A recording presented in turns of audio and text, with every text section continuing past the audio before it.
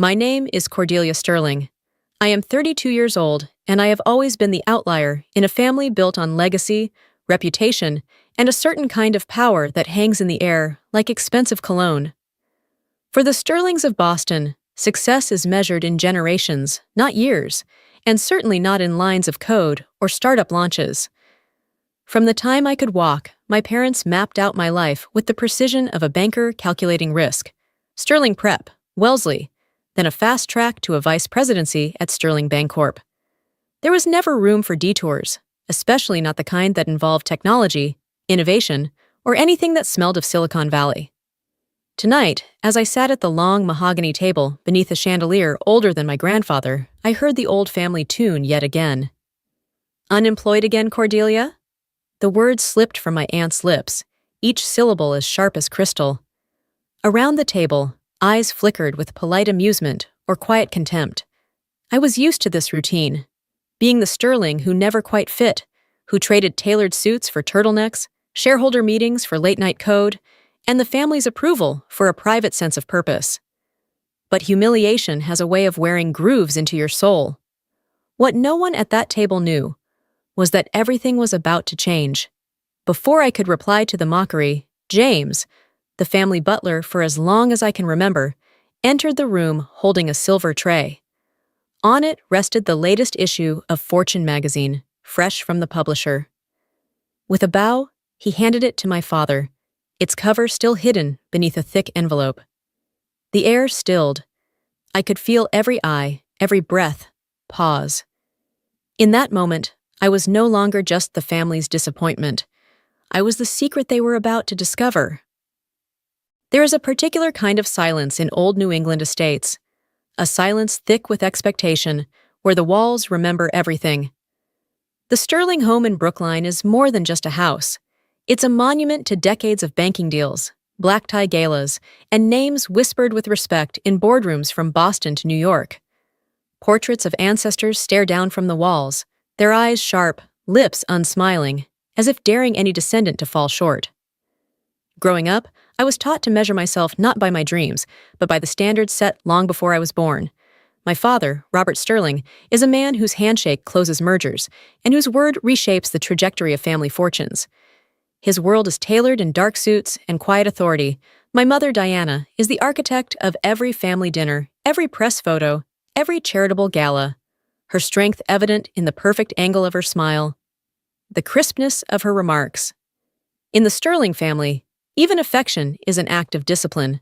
Then there was Camilla, my cousin and childhood rival. 2 years older, polished in every way, she was the daughter my parents quietly wished they'd had. Camilla's life followed the Sterling blueprint: Ivy League, internships at the bank, networking at every family event.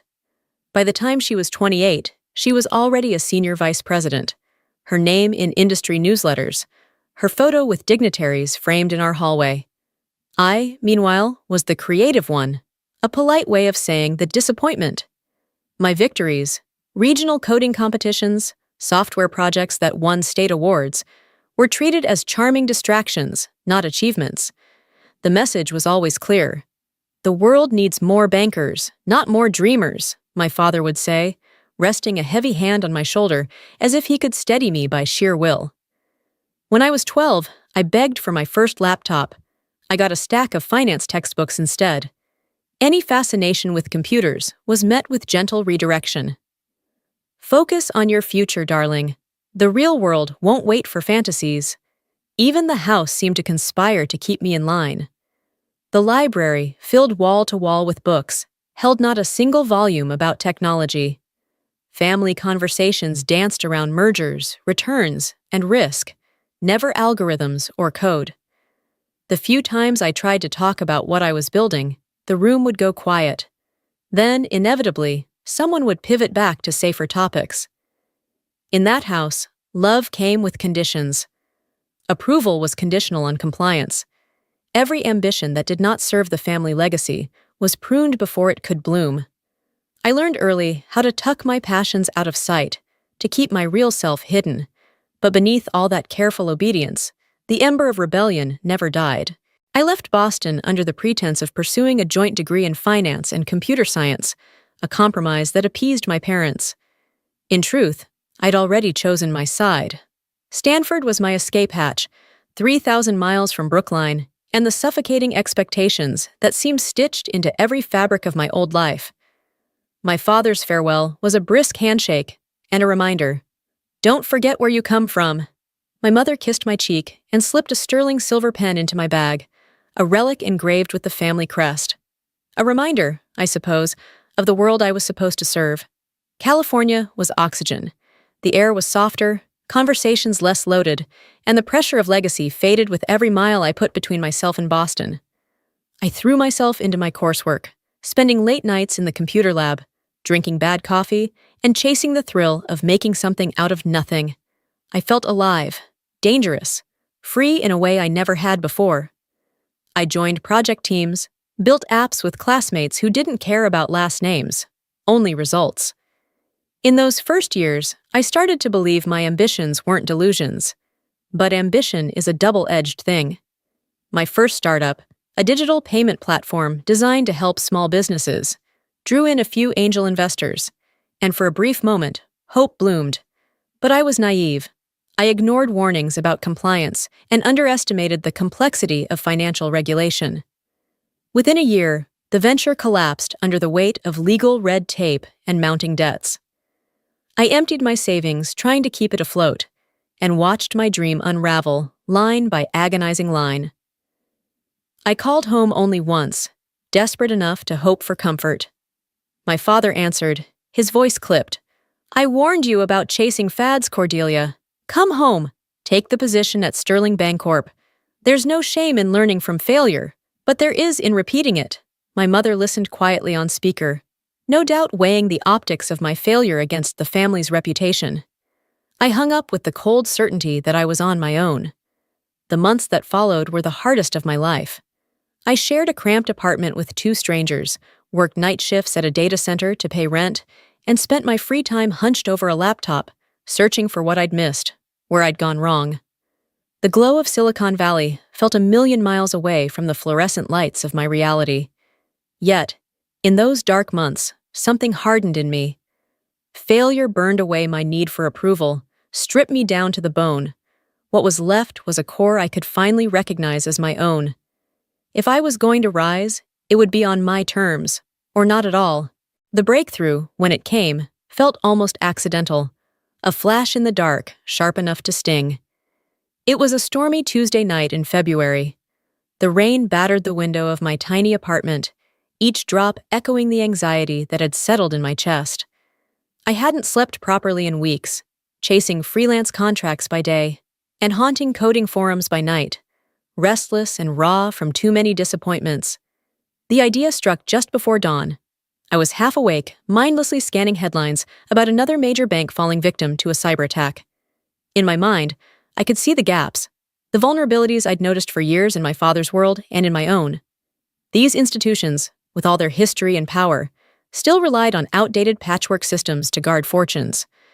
I realized, in that moment, that my curse was actually a rare kind of advantage.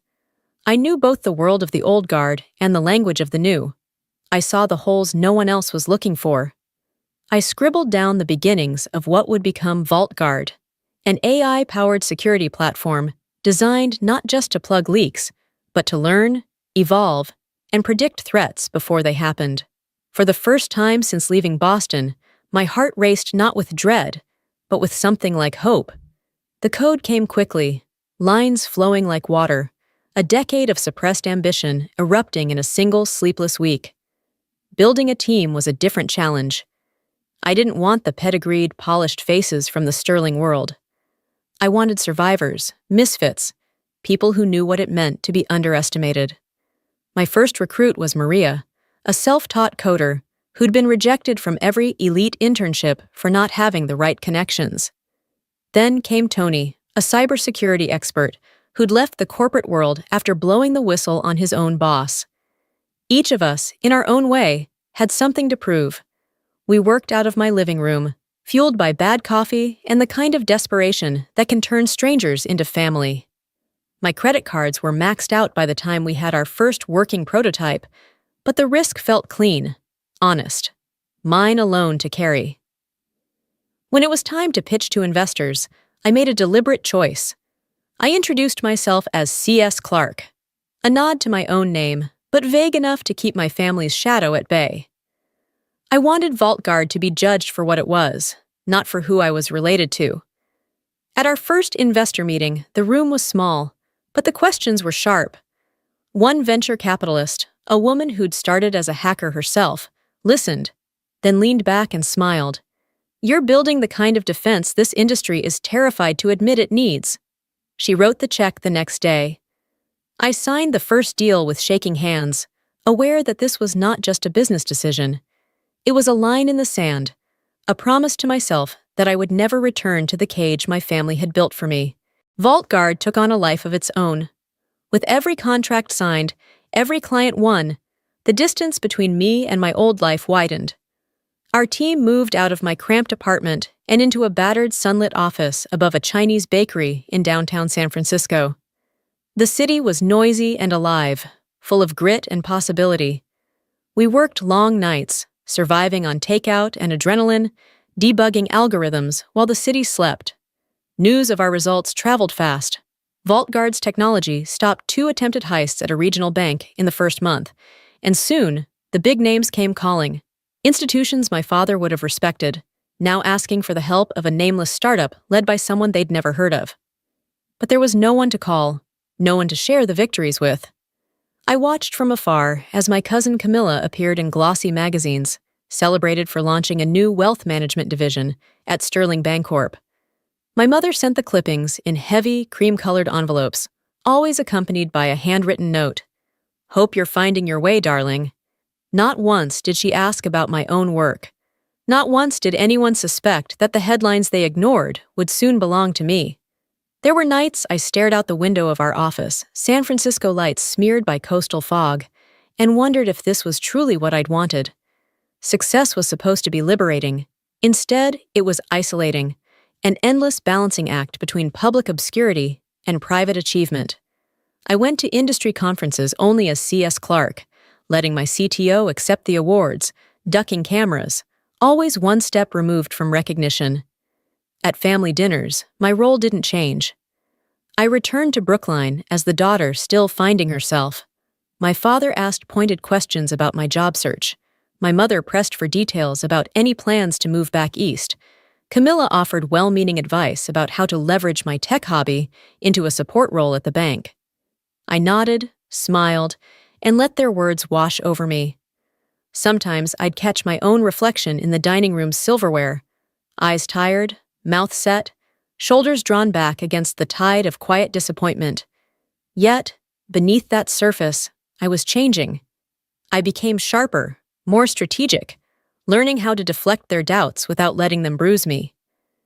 The old ache for approval faded, replaced by a steely certainty that I was building something that mattered, even if no one at that table understood it yet. With every visit, I took mental notes. The way my father's hand trembled on his glass as he spoke about digital threats. How my mother's voice wavered when the news mentioned cyber attacks. They didn't realize that the very future they feared was already in their midst, quietly rewriting what it meant to be a Sterling. The night of the summer family dinner, the air inside the Sterling dining room was so thick it felt almost ceremonial. Silver gleamed beneath the chandelier, and the crystal glasses sparkled, waiting for another round of toasts. Conversation drifted from investment portfolios to Ivy League admissions, each relative taking their turn in the spotlight. When Camilla announced a new banking partnership, the applause was automatic, affectionate, expected. Then it was my turn. My aunt's smile was sharp, her voice syrupy with concern. "Still between jobs, Cordelia?" The question, casual to the rest of the table, landed like a stone. My mother offered a quick, nervous laugh. My father looked away, his disappointment barely hidden. I felt the old sting, but this time, it was cold and distant, almost amusing. Before I could answer, James, our family butler, entered with perfect timing. "Excuse me, sir," he said to my father, placing a large sealed envelope on the table. "A delivery, just arrived by courier. marked urgent. My father opened it absent-mindedly, only to freeze as the glossy cover slid into view. It was the latest issue of Fortune. My face filled the cover, sharp and unmistakable. The headline read, C.S. Clarke, the mind behind Vault Guard. The room fell utterly silent, every eye snapping between the magazine and me. My mother's hand flew to her mouth. Camilla stared, stunned, her voice lost.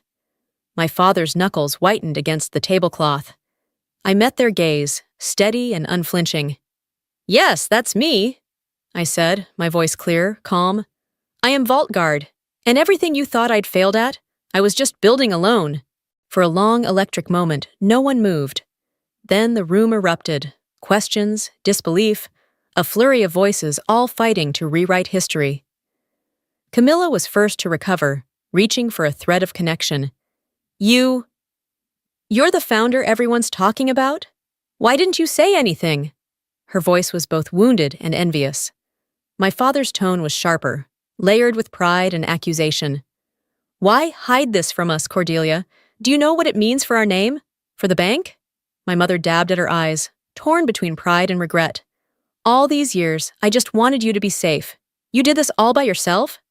I let their reactions wash over me. I needed to know I could, I answered simply. I didn't want my success to belong to the family or to the bank. I wanted it to belong to me. There was no apology in my voice, just truth. The dynamics shifted. Relatives who'd dismissed me now tried to claim kinship. An uncle made a clumsy pitch for partnership.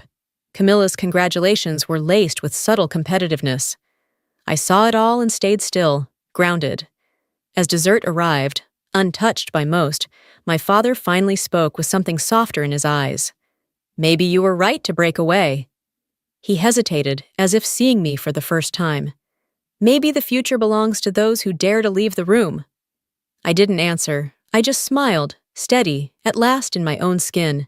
That night, after the house emptied of voices and old grievances, I slipped out into the garden, drawn by the scent of wet earth and blooming roses. It was a place of secrets and solace, the one corner of the Sterling estate, where I could breathe without feeling measured. I sat on the rim of the fountain, letting the silence ease some of the tension in my chest, my fingers tracing patterns in the cool stone. A moment later, I heard my father's footsteps. He didn't call my name, just settled on the bench beside me. For once, he looked older, less the commanding banker, more a man grappling with the shifting ground beneath his feet. I always believed legacy meant holding on, he began, voice rough. But tonight, I saw you build something new, outside everything I ever imagined. His admission, spoken in the hush of midnight, was both apology and benediction. I met his gaze. I never meant to turn my back on the family. I just couldn't keep shrinking myself to fit someone else's mold. Vault Guard was how I saved myself when everything else fell away. My words landed soft but certain, as true for me now as they'd ever been. He took a long breath, his hands folded. Your mother and I thought we were protecting you, but maybe we were really protecting our idea of what you should be. I'm sorry, Cordelia, for all the ways we tried to make you choose safety over yourself. A tightness I'd carried for years began to ease.